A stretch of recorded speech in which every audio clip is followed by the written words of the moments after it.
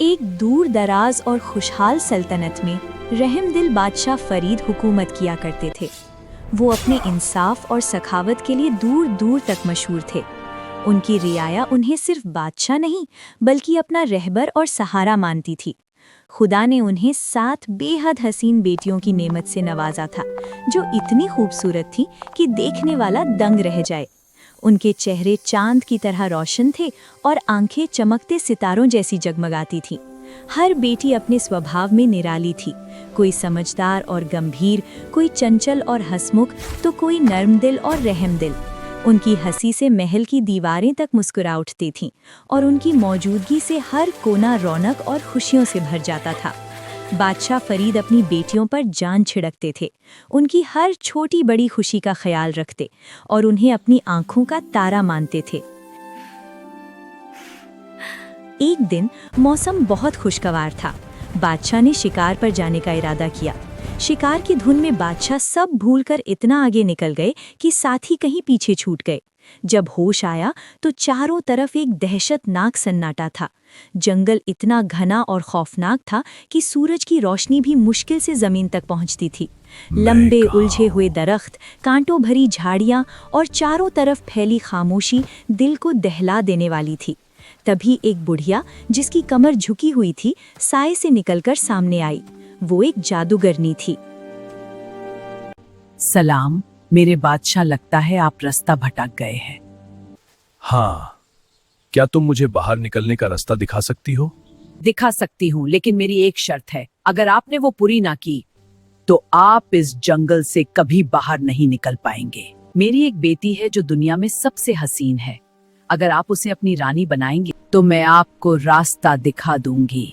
मजबूरन बादशाह मान गया। जादूगरनी उसे अपने घर ले गई, जहां उसकी बेटी बैठी थी।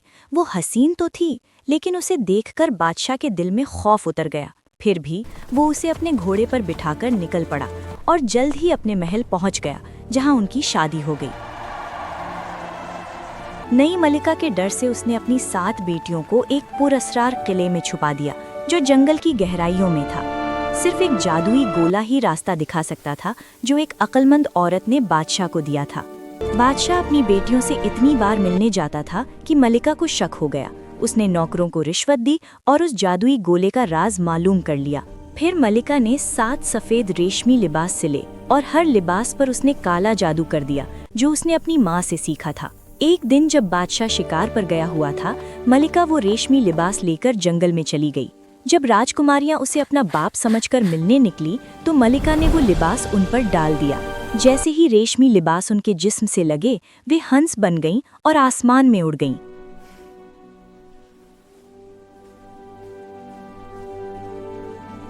सबसे छोटी बहन फातिमा पीछे रह गई थी, इसलिए वो बच गई।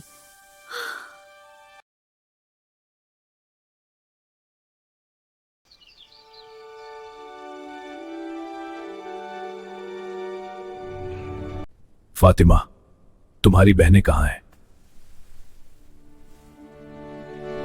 बाबा, वो मुझे छोड़कर चल गई हैं। उसने बताया कि उसने अपनी बहनों को हंस बनकर उड़ते देखा है।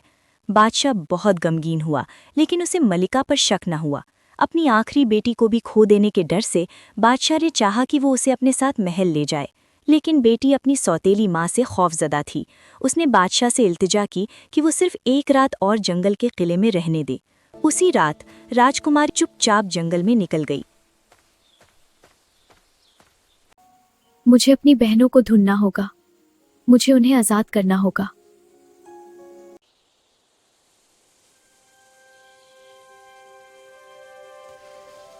पूरा दिन भटकने के बाद उसे एक झोंपड़ी मिली।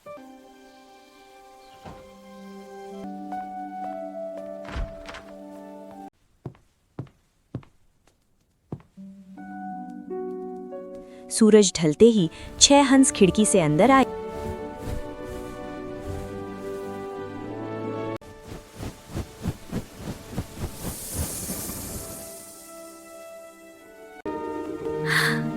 फातिमा, तुमने हमें ढूंढ लिया। फातिमा, तुम यहाँ से चली जाओ। ये खतरनाक जगह है, यहाँ चोर रहते हैं। क्या तुम सब मेरी हिफाजत नहीं कर सकती? हम नहीं कर सकते। क्योंकि हर शाम सिर्फ कुछ देर के लिए हम अपनी हंस वाली शक्ल उतार सकती है, उसके बाद हमें दोबारा हंस बनना पड़ता है। क्या तुम्हें आजाद करने का कोई तरीका है? वो बहुत मुश्किल है, लगभग नामुमकिन। मुझे परवाह नहीं, मैं कोई ना कोई रास्ता जरूर ढूंढ लूंगी। मुझे बताओ, मुझे क्या करना होगा? तुम्हें सितारा फूल से 6 रेशमी कपड़े सिलनी होंगी और 7 साल तक तुम्हें न बोलना होगा, न हंसना। अगर तुमने एक भी लफ्ज कहा तो सब कुछ बर्बाद हो जाएगा। अभी बहनें अपनी बात पूरी भी नहीं कर पाई थी कि वे दोबारा हंस बन गईं और खिड़की से उड़कर चली गईं।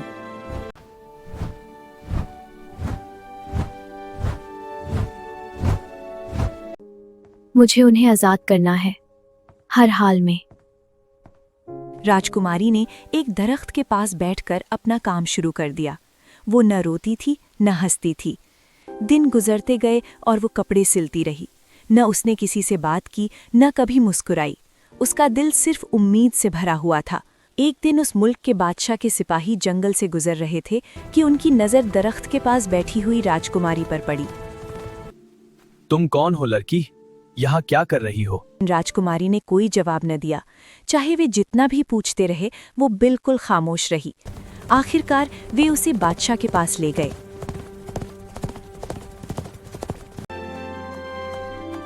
बादशाह उसकी खूबसूरती और नरमी से बहुत मुतासिर हुआ। तुम कौन हो? उसने पूछा।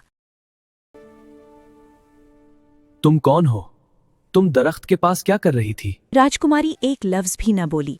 बादशाह जितनी ज़बानें जानता था सब में उससे बात की, मगर वो खामोश ही रही। बादशाह ने उसे उम्दा कपड़े पहनाए।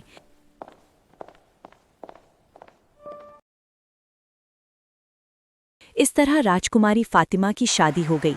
मगर बादशाह की मां निहायत जालिम थी। वो नई मलिका के खिलाफ जहर उगलती रहती थी। कौन जाने ये लड़की कहाँ से आई है, न बोल सकती है न अपना हाल बयान कर सकती है। ये बादशाह के लायक नहीं। जब राजकुमारी ने एक बच्चे को जन्म दिया तो बूढ़ी औरत ने बच्चे को चुरा लिया और मलिका के होठों पर खून मल दिया।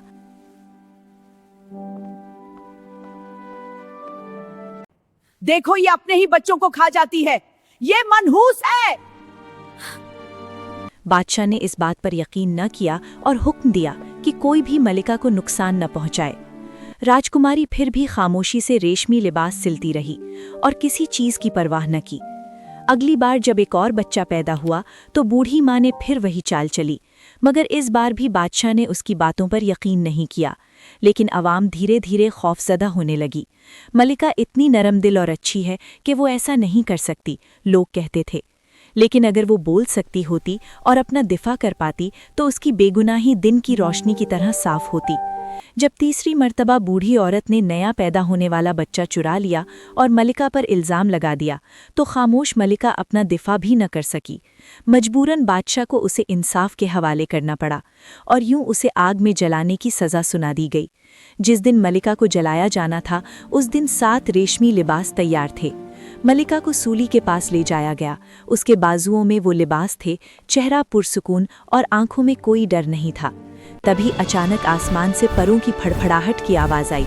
7 हंस नीचे उतरकर उसकी तरफ आए। मलिका ने फौरन वो लिबास उन पर डाल दिए। पर झड़ गए, जादू टूट गया, सारी बहनें इंसान बन गईं। उस लम्हे मलिका ने पहली बार बोलना शुरू किया। मैं बेगुनाह हूँ। मैं 7 साल तक खामोश रही सिर्फ इसलिए कि अपनी बहनों को जादू से आजाद कर सकूं। आपकी माँ ने हमारे बच्चे चुराकर मुझ पर झूठे इल्जाम लगाए। चुराए गए बच्चे मिल गए और बूढ़ी माँ को उसके जुर्म की सजा दी गई। राजकुमारी फातिमा अपनी बहनों के साथ अपने वालिद के पास गई और अपने बाबा को सब कुछ बताया। बादशाह फरीद पर सच बिजली बनकर गिरा। बादशाह ने अपनी बेटियों को गले लगाया। बादशाह ने फौरन हुक्म दिया कि जादूगरनी और उसकी बेटी को पकड़कर उम्र कैद में डाल दिया जाए, जहां वे कभी किसी को नुकसान न पहुंचा सके। इस तरह फातिमा, उसकी बहनें और उसका शौहर सच, इंसाफ और मोहब्बत के साथ जिंदगी गुजारने लगे। If you enjoyed this story, please like, share, and subscribe.